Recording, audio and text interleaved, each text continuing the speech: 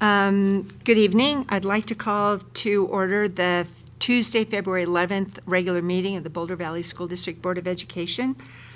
Sandy, will you please call the roll? Albright. Here. Belleville. Here. Benford. Here.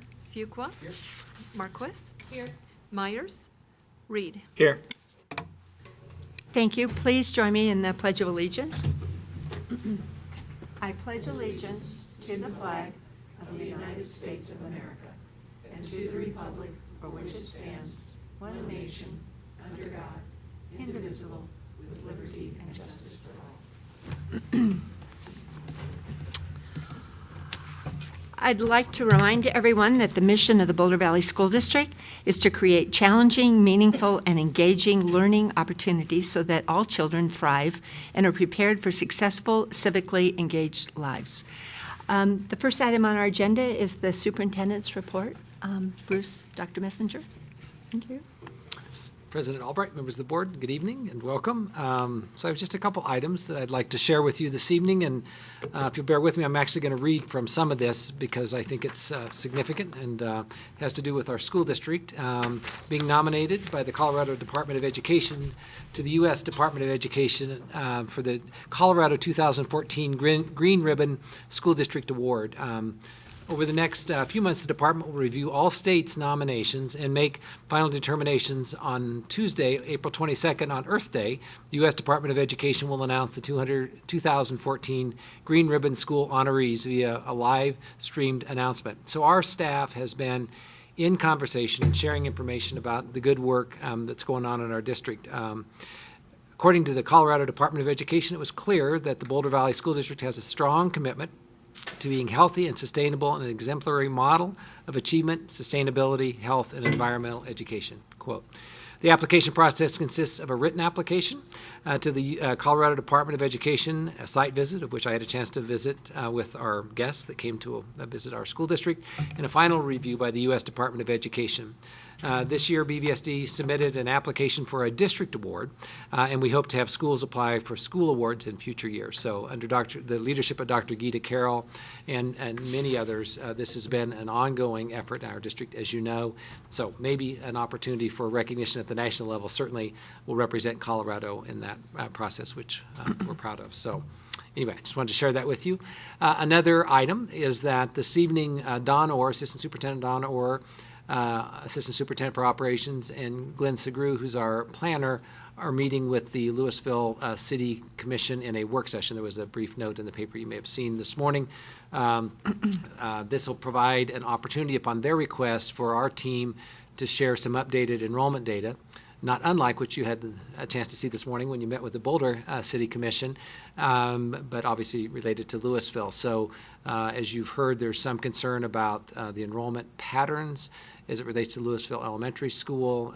So part of that's to provide them information so they know what our plan is. We believe we have a good plan for the next year or two, and then we believe that by reducing the open enrollment in that one elementary school, that it will balance out as it did Whittier a couple of years ago. So we've tried to keep you informed on that, and so Glenn and Don will do a good job this evening, I think, sharing information and also answering questions that they might have. Then other big work that's going on in the district, we met with the Strategic Planning Steering Committee yesterday. Members of that steering committee that were in attendance with you at the work session a couple of weeks ago spoke about that experience and appreciated your questions, your comments, and embracing them and the work they're doing. So that led to a really productive meeting yesterday. We'll be providing you a written update as we progress with that. So of those 10 work groups that you heard about 2 weeks ago, we've developed purpose statements for each of those groups to launch their work, kind of their charge, and then we will begin under Dr. Pilcher's leadership doing some recruiting for folks who will co-chair those work teams, and then later in the spring we'll begin to recruit for a representative group to serve as members of the work group. So the work continues, and feel good about the progress we made in a day-long meeting yesterday. And then finally, we are filling some administrative positions right now, which you may be aware of. So we have 2 middle schools in South Boulder, Platt Middle School and Southern Hills. So we're working through that process. Also Helena High School and Whittier Elementary School are our principalships that we're working on right now. And so we're in process of screening candidates, visiting with folks, and setting up appointments for interviews. And as we've done in the past, we'll have a committee that represents our faculty and parent community that will do a series of interviews of the candidates on a day-long event. Then we'll have a community reception. And then I will be joined by members of the senior leadership team to do a second interview with the finalists, probably 3 or so candidates. And then we'll continue our work on background checks and bring forward a recommendation to you later in the spring. So I just want you to know those are going. We've also posted and are looking at the assistant superintendent for school leadership, that vacancy that we have. So we're working through that application process as well. So there may be others to come, but those are the ones we're working on. Did I miss any? Are we good? Did I say? Oh, I regressed. Sorry. I did fill Helena High principalship twice in my 14-year tenure there, but I assume that principal is doing fine. It was a fine principal, a great selection I made there. So we're not doing Helena High. Certainly we're not doing it from this office. We're doing Boulder High. I apologize. I've almost made the transition, but not entirely. That will end my report, and I'd be glad to answer any questions about Helena or Boulder. Are there any questions? Comments? No? Okay, great. Thank you very much. The next item on our agenda is public hearing and public participation, and we do have one person signed up to address the board.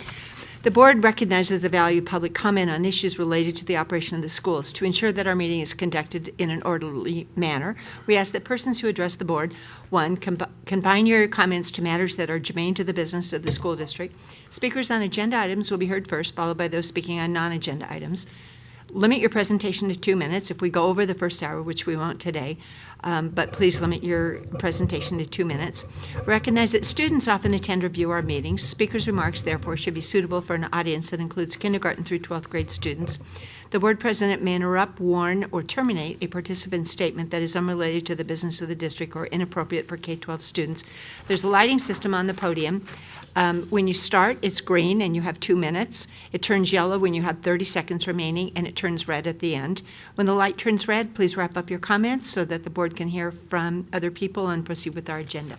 So, our first speaker tonight is Nanette McBride talking about the Common Core curriculum. So please, thank you for coming this evening. Thank you that I can be here today. I came here last year regarding Common Core, and I have a lot of concerns about it, and I really don't like it. Now that we're really into it, I really don't like it with my kids. And I just received a newsletter called The Sum from Boulder Valley School District. Jackie Weber had written it. And there was a big thing on there that said, the opening article said, drastic changes means scores will drop. And I don't know how this is good for our students. My kids in their classes have really been trying so hard. I've even had to hire an outside tutor, and it's difficult to hire a tutor because they don't know the Common Core.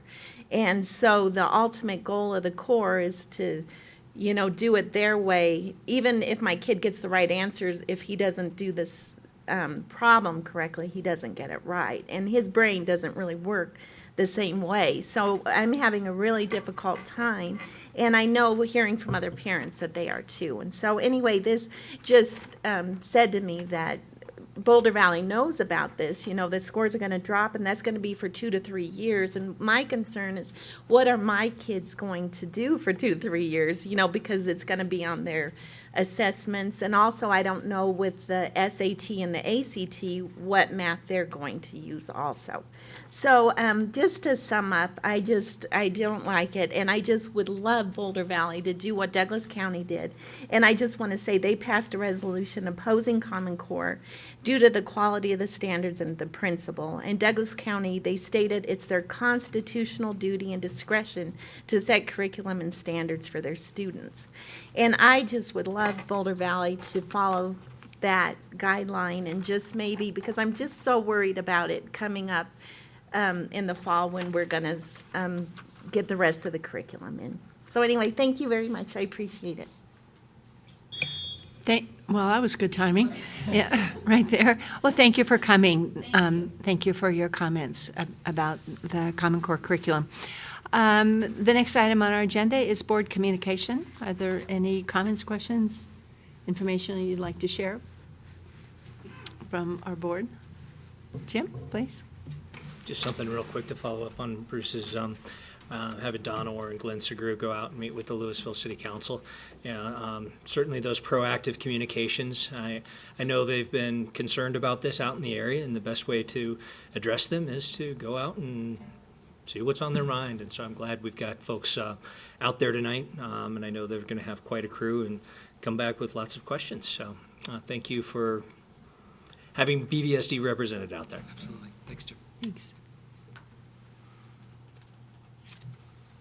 So, thank you for coming tonight. I have a question for you, which is the newsletter that the parents got, and that, you know, she's talking about, Tina. It would be great if the whole board could see that. I'd love to know what we're telling people about test scores dropping and things like that. And just to comment that, we'll talk more in legislative, but I have some concerns about the upcoming tests, which I think, I just have concerns about those. I share the concerns, not so much about the curriculum, but about the tests. And I would like, stay tuned though, because I think we've got coming up on our agenda at some point this spring an update on the implementation of the math curriculum and how that's going, and it's certainly helpful to hear from parents about their own experiences with that as well.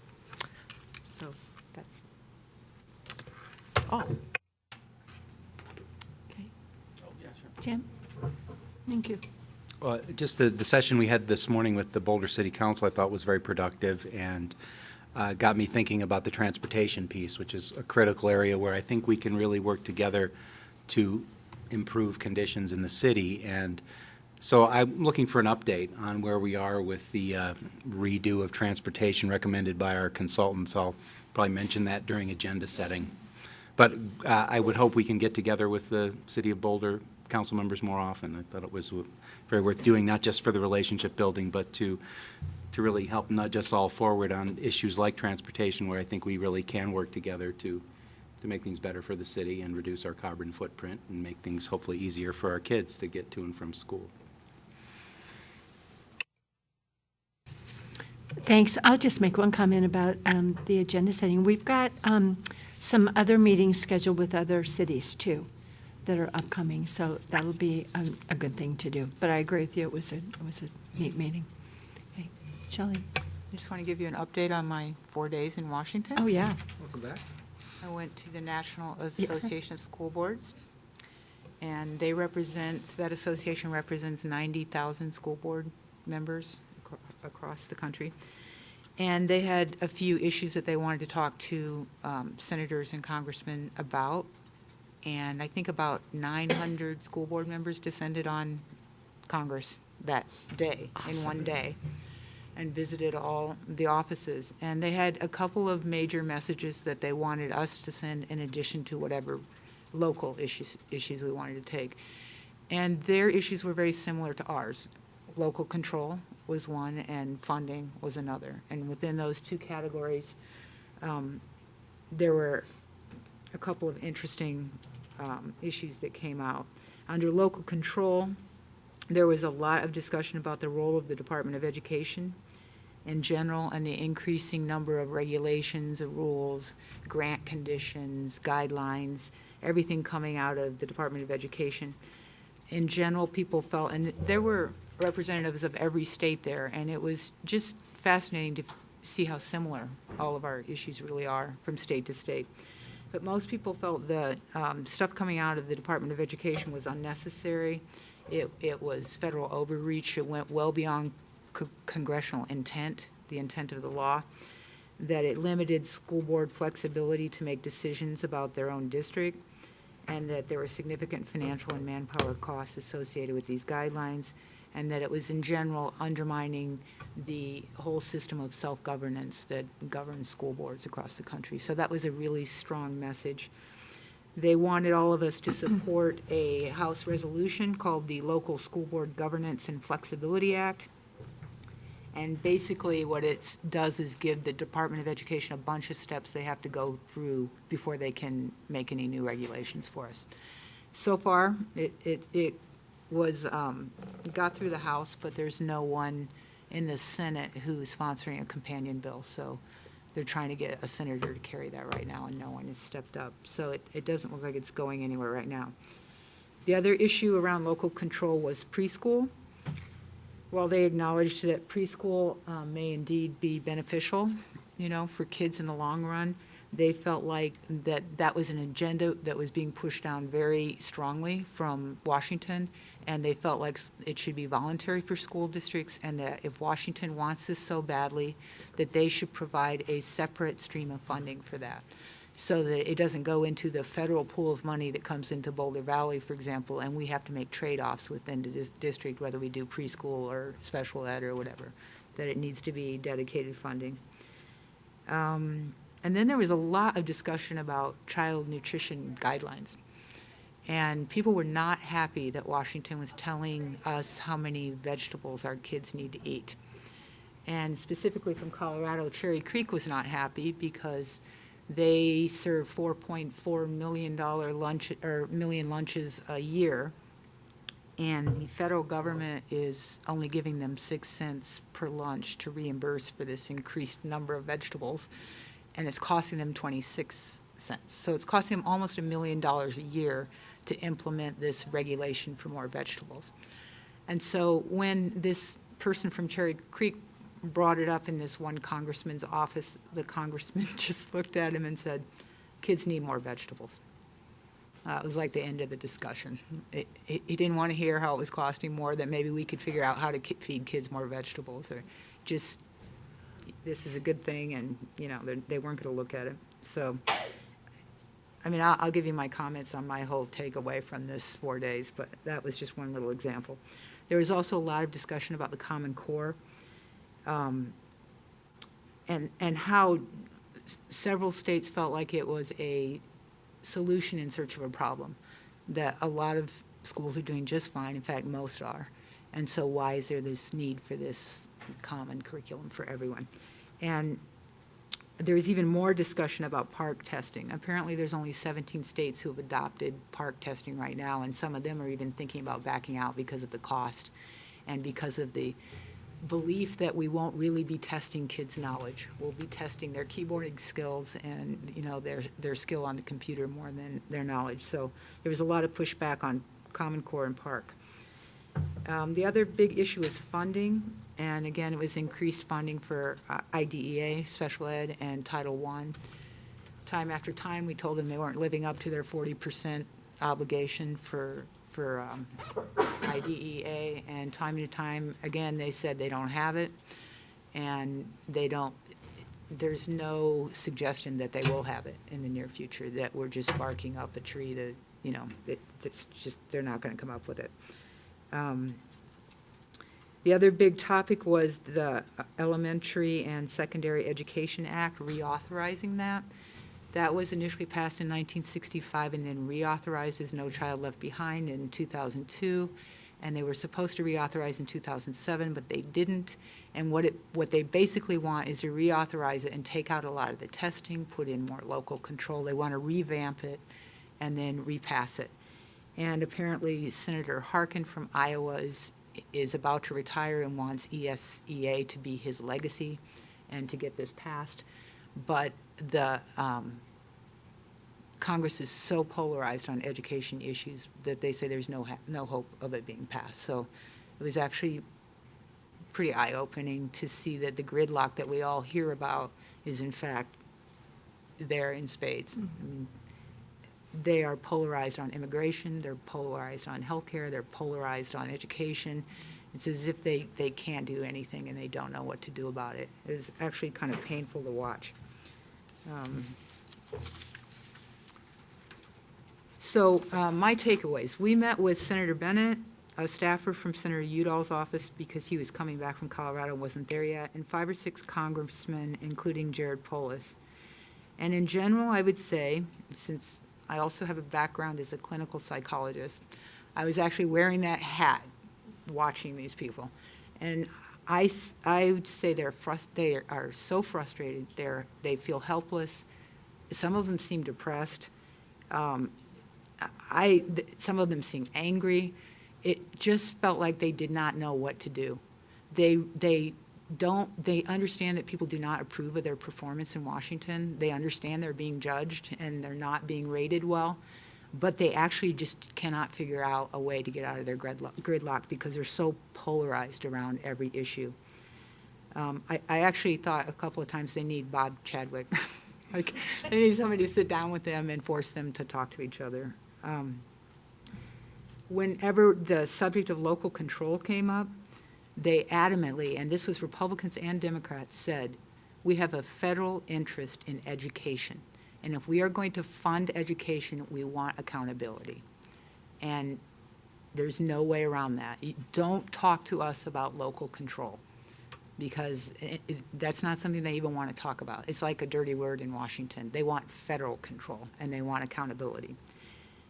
And surprisingly, Jared Polis was particularly unconvinced that we were being restrained in any way by the federal government. He felt like all our restraints are coming to us from the state of Colorado, not the federal government, and that we need to deal with the state of Colorado if we're feeling restricted in any way.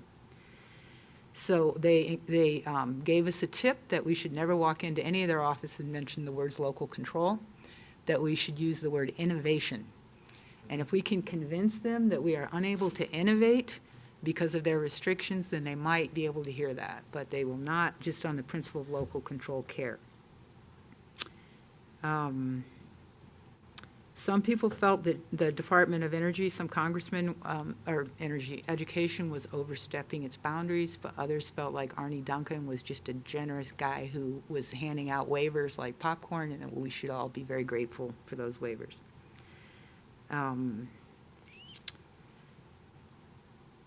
This was interesting. There was one congressman, who I won't name, who felt that he really understood local control and felt like he supported it. But he said that what was happening in Jeffco right now gave him tremendous concern, and that he was not going to vote for the ESA because he didn't like how things were going on the Jeffco board. And we pointed out that there were 178 districts, and that that's what elections were for. If people didn't like their board, they could recall them or unelect them, but that really the federal government did not need to take a heavy hand with all of us because he didn't like the Jeffco board. So, and what that just made me understand too was how human these guys are. You know, his kids went to school in Jeffco. He didn't want to see Jeffco go away. He didn't want it to go. And he was a congressman, and by goodness, he could do something about it. You know, it was fascinating. Senator Bennett talked about how we need to stop coming, keep coming and asking for money, because all the money they're trying to come up with for education was coming out of a 17% domestic discretionary portion of the federal budget. They weren't dealing with 100% of the budget when they were trying to come up with this money. They're only dealing with 17%, and there's so many places for that money, and they just don't see a lot of money coming for education. They just don't, because of all the competing, demands. Jared Polis is sponsoring a bill to fully fund special ed, but he has no hope that it's going to pass.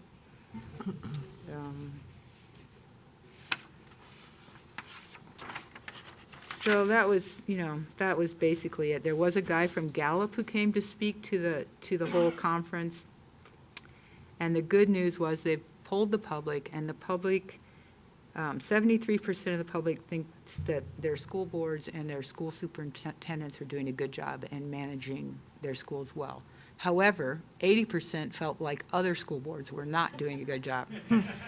So that led people to think that, they're reading the paper and thinking, wow, it must be really bad in Iowa. It's good here in Colorado. And in Iowa, they're reading the paper going, it must be really bad in Colorado. But individually, people felt pretty happy about their school boards and their administration.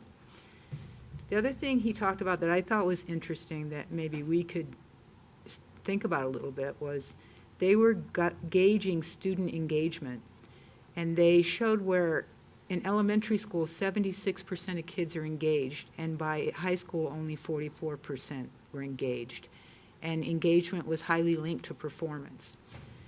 So following that trail, they concluded that the number one way to drive student engagement was by having engaged teachers. And the biggest factor to engage teachers was engaged principals. So their conclusion was that the secret to engaging students and having higher student performance was having the very best principals that you could possibly find.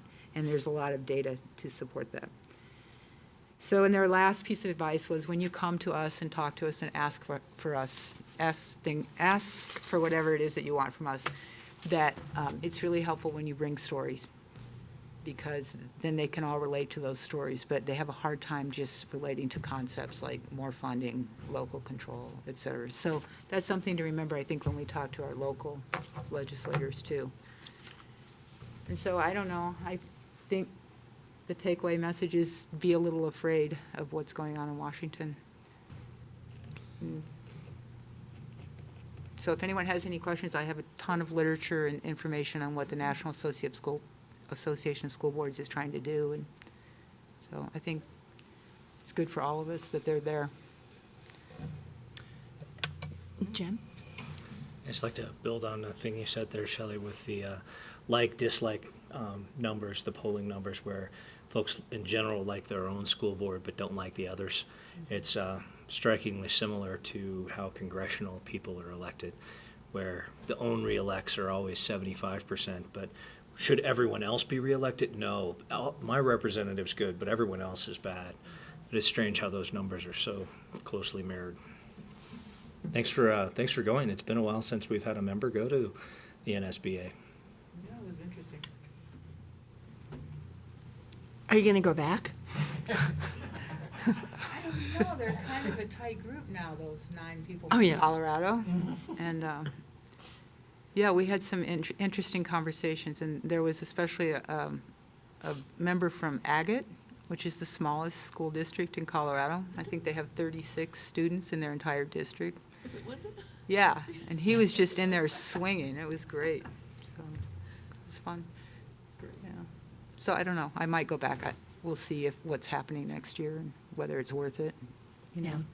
Well, I think the way you've reported it, at least you've talked about some really important issues to some really important people for us. And that's, I appreciate that. As Jim said, I think it's great that you went and that yeah. you bring back what you discovered. Yeah, I wanted to add too, I wanted to thank Briggs and Bruce and everybody who worked on the information that I took with me. It was very helpful. In fact, I was the designee to talk about testing with all these people. And I encouraged them to test once per level, you know, because several of them asked me, okay, it's too much testing, what do you want? And it was very helpful to have the recommendation that you had sent on. So when I recommended testing once at each level, they looked a little nervous, but I felt like they could kind of wrap their head around it, like it wasn't no testing. It was some testing, and they knew we'd have to be doing some interim testing ourselves to make sure that we were there when we tested in 5th or 8th or 11th grade or whatever it was. And so a couple of people wrote that down, and, you know, you don't really know where that might end up, but I thought that was, yeah, very good recommendation on our part. So I'd like to say, I wanted to talk about the testing during our legislative stuff, but thank you for saying that, because I Yeah. so agree with you. And then I wanted to comment on the student engagement piece and how it falls off in high school, because I know we have a lot of people in our state and in our community who think that our job would be done if only we could get 3rd graders all reading on level.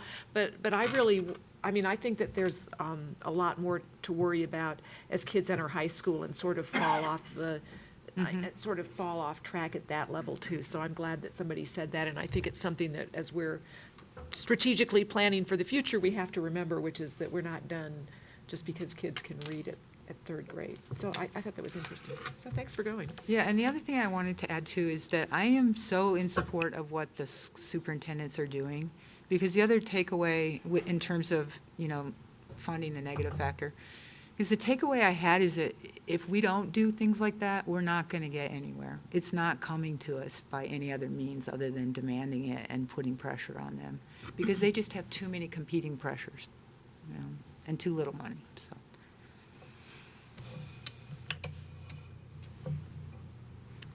Are you okay? All right. Anybody else? Great. Well, I would just like to say, I thought the meeting today with the Boulder City Council was excellent, and thanks to staff who helped put that together, Don, Orr, and Glenn, and Bruce, and Sandy. Thank you for that. I thought it was just a great meeting, and I think the City Council people learned some things about what's important to us, and I think they're willing to help and work with us, and that's a good thing. I appreciated that they are interested in getting more information, and I think that's an important step. But thank you for everybody for coming to that meeting. I thought it was great. The next item on our agenda is the legislative update. So Bruce or Briggs? Somebody? Well, I'd be glad to start, and this is a new item, a new standing item to our agenda, so we'll kind of figure this out as we go. I just, maybe for the public as much as others, is that, our process is that we monitor the introduction of bills and provide comment as representatives. You do that, and we do that, so that our lobbyists are informed on bills of interest to education and where we might either oppose, monitor, or support. So that's, just something we go through. So Briggs does a nice job of organizing that work internally. So if it's an assessment bill, then maybe Jonathan would weigh in on it, or Ron with curriculum. So that's been a process that's been in place some time. It takes a bit of time to do that. But again, I think it's very helpful to our lobbyists as they are in committee or in the hallway having conversations with our legislators, that they feel better informed. They're not educational experts. They're good at what they do, but we're good at what we do. So that's a way we stay in touch. So that process is continuing this year. There have been some bills that we might normally have weighed in support of, but they involve funding, and so we have not given support on some of those, because our primary focus this session so far has been working to secure additional funding for schools across the state, including Boulder Valley. So we've had a real intense focus on that. We delivered today to the governor's office and to each member of the House and the Senate a letter which I've shared with you and has been shared with the media, that we would ask that they increase the funding for public schools for this coming year. In addition to the governor's proposed budget, what we called for was a $275 million additional investment to restore funding that's been lost since the beginning of the recession. And so of the 178 school districts, 168 superintendents signed on to this, and every member of the Denver area superintendents group, large and small, gave their support to this letter. So that was delivered today. Briggs assisted us with the distribution of that information to our elected representatives and communicated to the media as well, and it's making its way throughout the state right now. The superintendents organize that effort, and we are working closely with our associations, the Colorado Association of School Executives. Obviously, we're members of that group, but also the School Boards Association, the Education Association for the state, and other groups who have shared interest with us. And so we very much want to stay part of a larger coalition of folks who support public education. Just to remind you that the over $1 billion shortfall that exists in our schools is really the result of underfunding that occurred during the recession.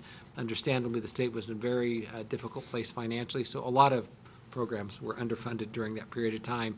It appears with the leadership of the governor and our elected officials, they're working hard to restore public funds into areas that were reduced during the recession. Our concern was it didn't seem like public education was on that list of restoring that $1 billion, not in the governor's proposed budget, and we certainly weren't getting any indication from legislators that that was high on their list either. So we thought this message was really important, that as the legislature makes decisions around the whole state budget, that part of that is to restore funding to public education. So we didn't ask for $1 billion. That might have been too assertive. We just asked for $275 million because we thought in 4 years or so, assuming a strong economy, maybe we can get back to where we should be under our constitutional Amendment 23. Amendment 23 calls for a cost of living, a COLA adjustment, and growth every year. That was passed over a decade ago, and the legislature, again, because of tough economic times, stepped off of that path.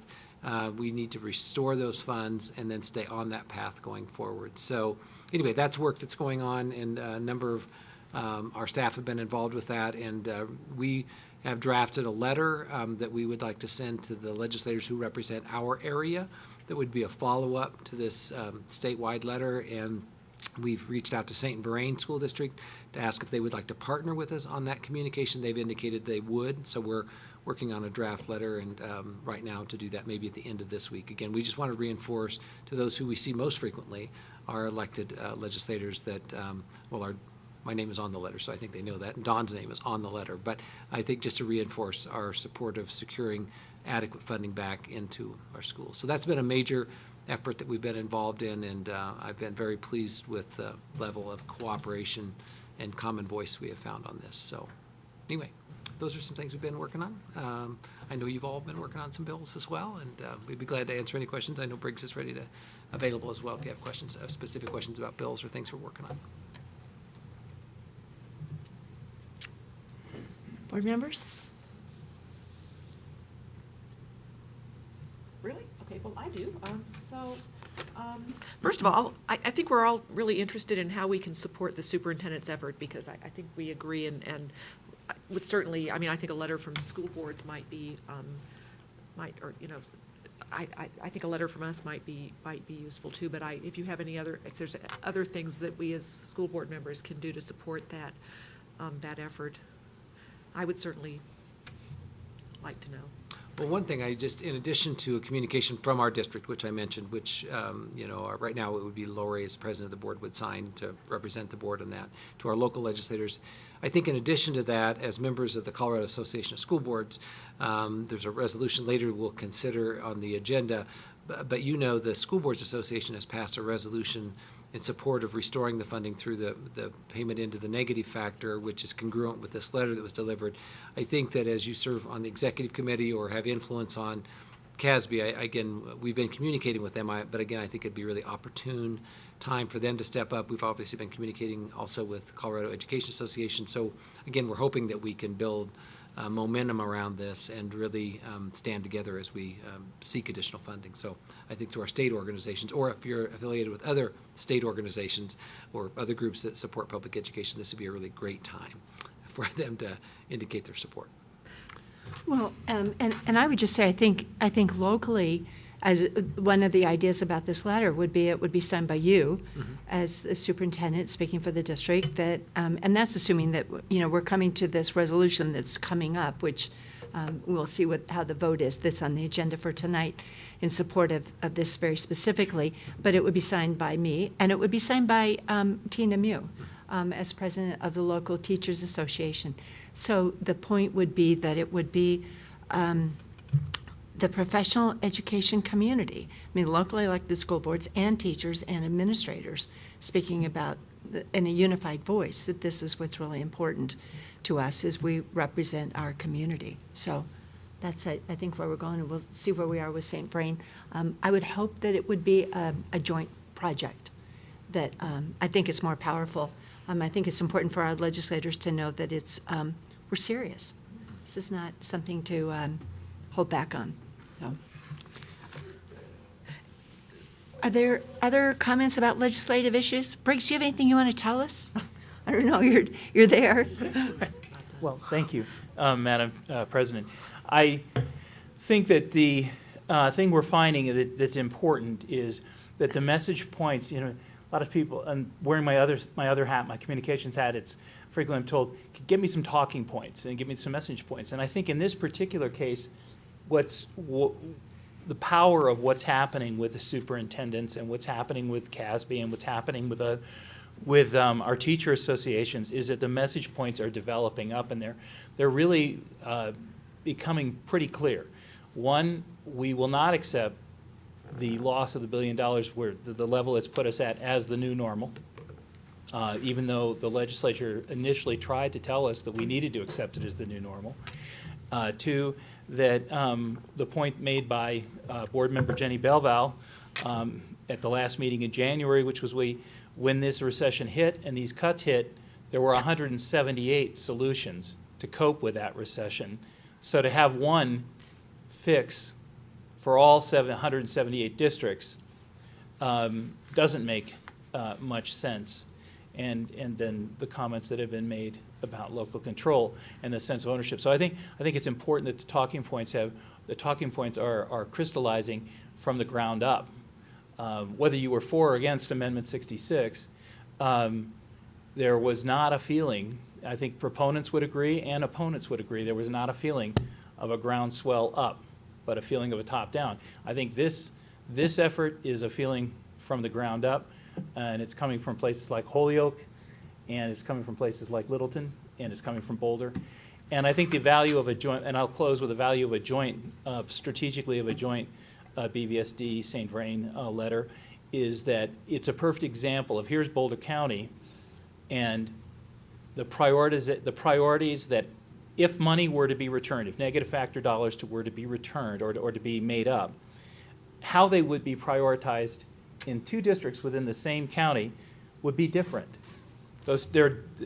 Even though they're right next to each other, even though they're in the same county, even though they have many similarities, they have some distinct differences, and their local school boards understand those differences, and their local school boards would prioritize accordingly given the opportunity.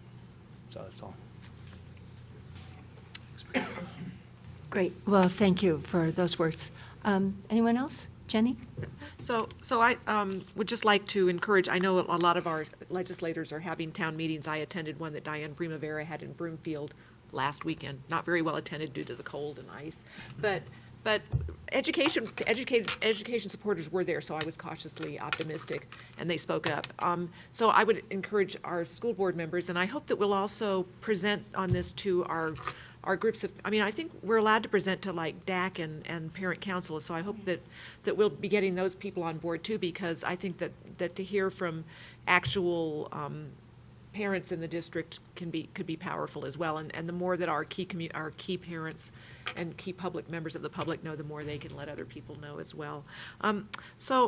So I would just like to mention to the board a couple of other things that are going on that I know are not our priorities, and so I'm not encouraging us to do anything about. But there's a bill floating around that's aimed solely at the way school boards conduct executive sessions, which is, I think, totally symptomatic of this weird obsession at the legislature.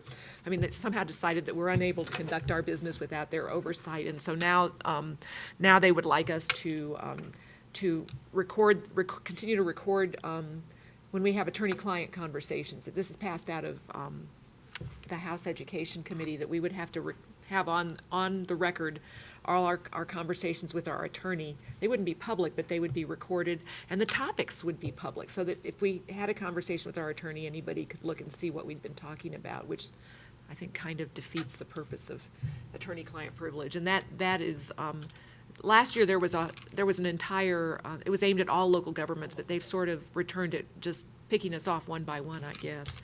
So, Strategically, you don't have to fight both the education organizations and the Colorado Municipal League. You just separate them. Okay. But that's House Bill 1110 you're discussing. It did clear committee. It was supposed to take floor second reading on Friday.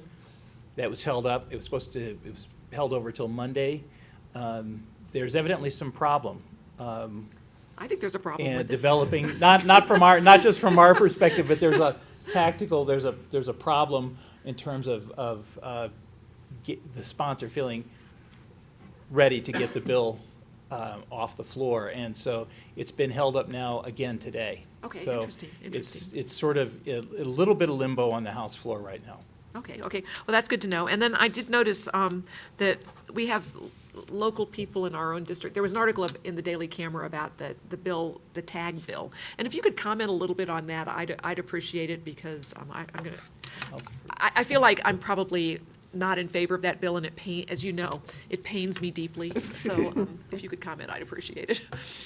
Well, I think there's some aspects of it, and I appreciate that our community and our educators are involved in supporting it. If, obviously that they feel strongly about it, or they wouldn't be doing it. I think There are some examples within that bill, however, which are problematic, which is consistent with other bills that have been problematic in the last handful of years. So again, some of what we would be able to do under this legislation, we are doing. But when you think of most districts being in this state relatively small, their ability to do universal screening or have a director for gifted and talented would be hugely problematic, and some could do it through BOCES, but it's this one-size-fits-all challenge that we have. So there's just some systems issues within that bill that would be problematic. And of course, then our challenge would be universal identification without adequate funding. The point of identifying the children would be to support them and help them be successful, but without adequate resources, then again, not unlike the READ Act and several others, to continue to identify things that we're not doing well and then not resourcing it so that we could do it well. And I think the fiscal note on it would help with the universal screening and would help maybe with the leadership piece. But what we actually need is several $1 million here, not for the state, that would allow us to employ staff that could work alongside our classroom teachers. So again, the ideas behind it are good and certainly support another one of our subpopulations of students that need to be serviced effectively. But inadequate resources and increasing expectations one more time is the reason probably it won't gain much traction in the education community overall. But it's one we'll continue to monitor. And then if you could, I don't know if you shared with those of us in agenda setting last week, the number of minutes that we spend on testing every year by grade level. And I'm not sure if that document got tested, but It did not. We did not distribute that document. That was a product of the Colorado Department of Education that looked to next year to show the different kinds of assessments and the amount of testing time. We actually have that scheduled for a work session on the 25th, 2 weeks from tonight. So our plan was to bring it and discuss it, and we will bring some additional documentation with that. We might send it in advance, but that'll be a focus of discussion that evening around the assessments for next year because we're in transition right now. Oh, and I was paying attention during that meeting, you can tell, because I totally forgot. But anyway, so that piece, as anything we can do to halt the onslaught of testing, because while we're also not getting funded, we're wasting, I think that's not too strong a word, huge amounts of time on standardized testing for the state that doesn't do us or our students. It's not that helpful to us or our students, and it takes away from instructional time that we could better be used actually instructing our students. So anyway, I will look forward to that report as well, and I think other board members and maybe members of the public will be as shocked at the amount of time that we spend on testing as I was. And not just testing, but test preparation as Yes. well. Yeah. Okay. Anyone else on legislative update? Thank you, Briggs. Thank you, Bruce. The next item on our agenda are action items, consent groupings, and they include the following: personnel items, approval of minutes for the January 28th regular meeting, acceptance of donation from Louisville Elementary School. Do I have a motion to approve? Jenny? Is there a second? Sam? Is there any discussion? Anyone like to pull any item? Is there any discussion or comments? Questions? Sandy, will you please call the vote? Albright? Yes. Belleville? Yes. Benford? Yes. Fuqua? Yes. Marquis? Yes. Reed? Yes. Motion passes. Okay, the next item on our agenda is action items, Resolution 14-02, to urge the Colorado General Assembly to restore K-12 funding lost to the negative factor. I have to pull it up here. Do we need to read this because this is? Oh, our discretion, oh, good. So has everybody had a chance to read this resolution? We've all read it? Okay, so this is designed. Sorry, I forget. Is there a motion to approve this? Jenny? Shelley, second? Is there any discussion on this resolution? Well, somebody here. Okay, Jenny? So this sort of goes along with this supports CASB's resolution, which just puts all the emphasis on restoring the negative factor and dissuading legislators from taking little bits of money to fund pet projects, but not giving school board. And what we want is the negative factor restored and school boards to have discretion in how to spend those dollars. And I think it lines up very nicely with the state superintendent's effort that we talked about a little bit earlier. And so I plan to support this because I think that one of the state's highest priorities should be adequately funding public education and taking care of our students. And to fail to do that is just unconscionable, and I think it's immoral. Great. Any other discussion? Okay. Well, then, Sandy, will you call the roll, please? Or call the vote, please? Albright? Yes? Belleville? Yes. Benford? Yes? Fuqua? Yes. Marquis? Yes. Reed? Yes. Motion passes. Thank you. The next item on our agenda is study items, and the first one is materials adoption for art, music, and physical education. Bruce, would you like to So, kick us off? so it's spring, and our process is that, which is described in the background information. Last year, we spent a fair amount of time talking about mathematics and the investment in resources for our teachers to teach in that area, K through 12. And so in our rotation, our cycle of content areas that we would look at are listed here.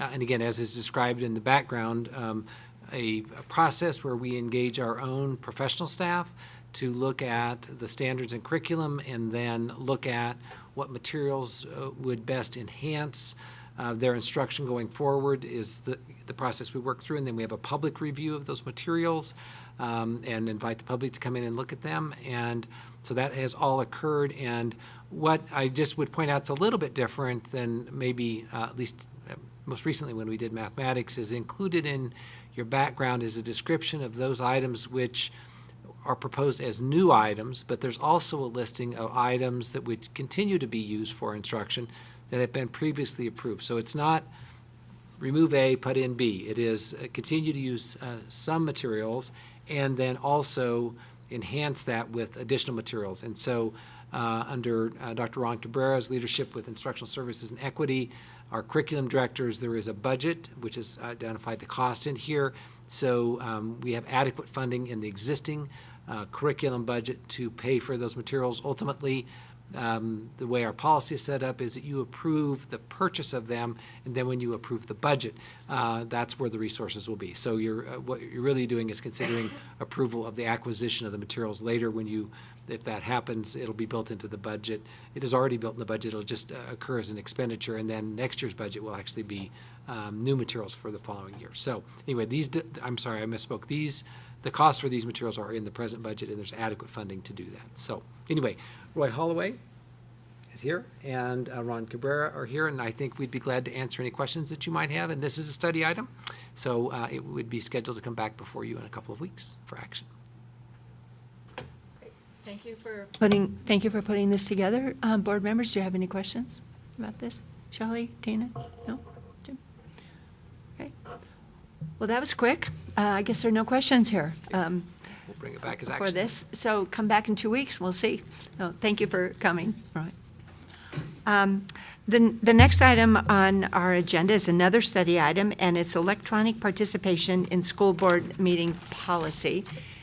And Melissa is walking to the podium to tell us why we need this new policy. So thank you. So we've had some discussion in cabinet and have a draft of this policy to present to you to really formalize under what circumstances a board member would be participating electronically in a regular or a special meeting. So the law was changed recently to basically give the board guidance as they adopt policies. They're not required that there be a policy, but there's suggested language if you do decide to go that route. And so we've taken the CASB model, had some discussion in cabinet, and that's what we've got for you tonight to consider with your agenda. Okay, thank you. Any comments, Bruce, or questions? Sam, please. quick question, Melissa. Because it's happening to me in May, I hate missing meetings, but I have an important family obligation in May that will cause me to miss one of the May meetings. That's not unanticipated. Would that qualify me to phone in? Because I will be in a position to phone in from where I am at that time. Well, the way the policy is worded, we had some discussion about that, and it really was to pick up those circumstances where it was unexpected. So no, that's- I could not phone in, Right. even though I would be able to, because it is an anticipated obligation, not unanticipated. Right. And what was the rationale there? Well, I don't know. It was the idea of being outside the district unexpectedly, the unplanned things. I mean, it's really a issue for the board to discuss, and Okay, yeah. I guess I would like to be able to participate. We all have to make choices, and there are some important family obligations. We choose to attend over board meetings. We don't make those choices lightly, but, it would be nice to, if we can, participate by phone during those times. So I'd vote for changing the wording in some way to allow for that. I would support that, Sam. I think the intent of this is to allow people to participate when they can't be here, whether it's unanticipated or not. So, I would support that. Tina? I don't know if we need to necessarily define when you can participate electronically. I just, there's one sentence that you need to explain the extenuating circumstances, and I don't know if we really should have to explain these circumstances, if we can trust that if we need to participate electronically, that board member has made that. so we had the Determination? same discussion in Okay. cabinet, and the reason we got to a definition is because the state law recommendation says the board needs to explain what extenuating circumstances would mean. Could it be something as broad as the board member decides that they have an extenuating circumstance and must participate electronically?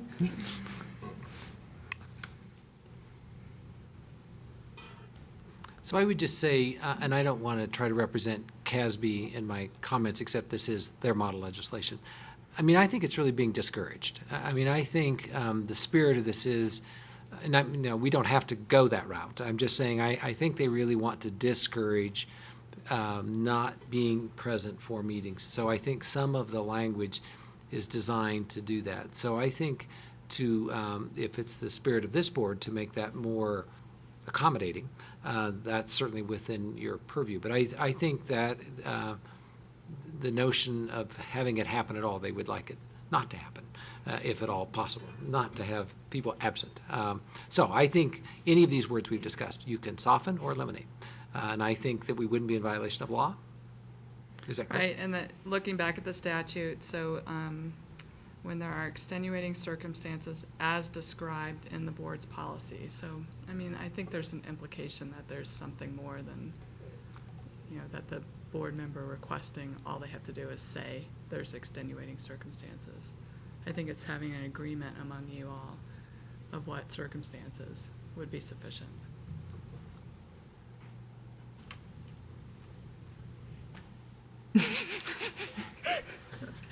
What? Well, I'm going to support Sam's motion because I don't know that I think that Sam's family obligation is any less important to him than somebody's job obligations are. And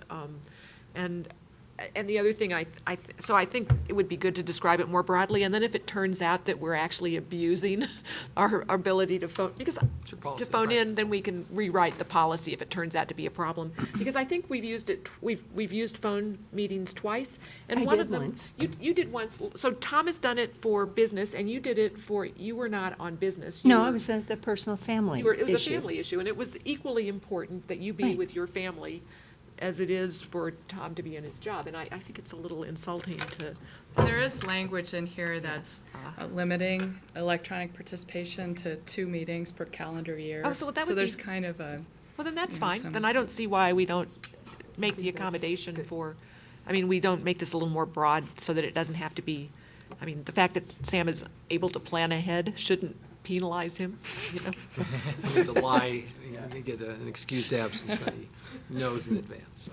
Jim? So I like everything we're talking about, you know, I thought about maybe we just take that whole sentence out, but if we need to define extenuating circumstances, let's just take out unanticipated. It's a personal obligation, we limit it to 2 per year. I guess my question came when I read through this more around, you know, it says participation, which I read that to be as voting. And for me, while I don't mind and, you know, I welcome when you can participate electronically and you don't have to watch the meeting later. You have a chance to be there in the meeting if you're not physically here. But I think there's something about voting to me that made some difference. You know, you're in a remote location somewhere and casting a vote. So I don't know that I feel strongly enough to say I would want to exclude that. I just kind of wanted to bring it up that it is a bit different when you're not sitting in front of the public and casting a vote via telephone. And I think that is part of democracy, is facing those who are going to be affected by your decision in person. But I really do like the remote participation. I mean, we serve as volunteers on this board, but yet we still call in when we can to get more of it. So, you know, you can't take that dedication away from us. And I like how this allows us to do that with taking out the unanticipated part. So, my 2 cents. So any thoughts on Jim's comments about voting, or?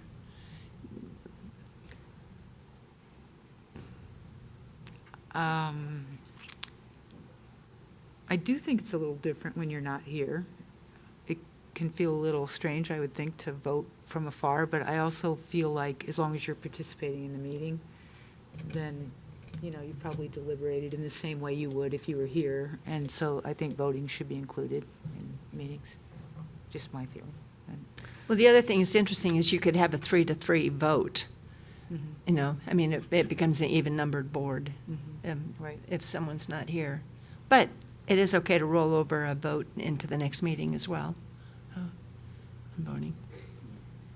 There is a caveat that the board member participating electronically has to be able to hear all the public comment.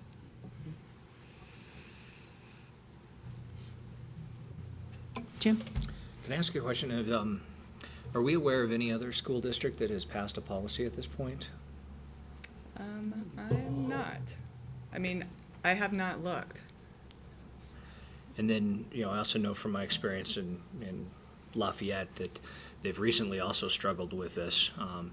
And I don't know that there are a lot of municipalities that currently have policies like this in place either. Do we? And the statute came up through, you know, Board of Education specific legislation. So I think I would just add, in conversations with Attorney Dick Bump, I mean, as Melissa introduced this, you know, we don't have to have a policy. It is his recommendation that you do, because, you know, we did it without one recently. And and I guess we would generally agree that makes sense to give ourselves guidance on that. And I think we'd be glad to go back and work on the one paragraph that softens that up to address Sam's point, and then we can bring it back in 2 weeks. And there is that limitation of 2 a year, and we have improved the technology connectivity, which we've struggled with a bit in the past, and so we think that'll work better, which I think in part you'll be able to hear the participation of the remote individual better, as will the public, and I think they will also be able to hear the public discussion and comment easier than we've been able. That's been difficult in the past just because of our technology inadequacies around that, but we're on top of that. So I guess I would just say, I just guess reinforce what I think you said earlier, is that it is your policy. I think we'll write it, obviously stay within the limits of the law, but I think try it for a period of time and see how it works, and you obviously can make it more restrictive or less so in the future. So I think it would get us started at least, and we could make that one change that's been requested. Okay. Okay. All right. Good. Okay, thank you. Take a crack at it and bring it back. Melissa can query out to her peers in Colorado with school districts just to see if others have in front of us, and maybe they've got some insight around this policy that we'd want to consider as we bring it back to you. But we'll check on that and just see who's moving along with us on this, so. Okay, thanks. The next item on our agenda is agenda setting, and I heard Sam earlier talk about being interested in having information on transportation. Right. I mean, I think it was almost a year ago, we had that report from the outside consultant that made a series of recommendations regarding our bus service. We had multiple bell times that were leading to inefficient routes. We had more buses than we needed, and if we moved to sort of best practices, we could save hundreds of thousands of dollars and put that back into the classroom. And I was thinking about that as we were meeting with the city council today. And I heard, Bruce, I think you said we're considering shortening the distance from a school at which a student qualifies for bus service. I might have missed that if that has come up before, but just made me want an update on where we are with those recommendations that I believe we as a board signed off on in general. I don't know if we actually voted on it, but said go for it. And then we tried a little bit, pulled back. So that's a long way of saying I would like an update on the transportation. And I know there's a lot on the agenda. I haven't seen the agenda setting list, but I think I also asked for an update on special ed back in December. So No, hope that's on the list. Thanks. We'll add this one. Okay. good, yeah, we can talk about I'm not transportation. trying to pile on. It's just No, pile on. May's coming. It's our busy time of year, right? No, I think it's a good idea. Yeah, to see. Anyone else have anything for agenda setting? Tina? I would like to discuss at some point how to figure out a way that we can ask questions over to the District Accountability Committee prior to when we reach a study item. So one example might be, or prior or simultaneous or just after, so that we can get the District Accountability Committee's feedback. So an example might be when, before they look at the district improvement plan, if we have specific questions for them to explore as a group because of the unique, because of their representation in the district. Another one might be when we look at the assessment on February 25th, it would be interesting, I think, to have some specific questions for the District Accountability Committee, as it would have specific impacts to the preparation of the school improvement plans and their works in the SACs as well as in the DAC. Does that make sense? Okay. It's an interesting question. It's always a little tricky. I mean, I think the agenda setting committee should discuss it. I think you've raised a really good question. What's always interesting to me is trying to move something forward quick enough that we can act on it. You know, giving people information. I mean, it means that we need a lot of lead time, but there are some things I think we can do that with. So I think it's a good question for agenda setting group to talk about. So thank you for bringing that up. Anything else for agenda setting discussion? Okay, so in a minute, we're going to adjourn. Well, I'll take a motion to adjourn, but after we adjourn, we are going to reconvene here in this room. We'll take a 5-minute break, and we'll reconvene in a special meeting work session, and we'll be talking about the budget guiding principles and priorities. So do I have a motion to adjourn? Tina? Is there a second? Shelley? Do we need to vote? No, we don't need to vote. Okay, 5-minute break, and we'll meet out here in the middle. And so thank you very much. Thank you. Bruce, I'm ready to take the abuse for changing.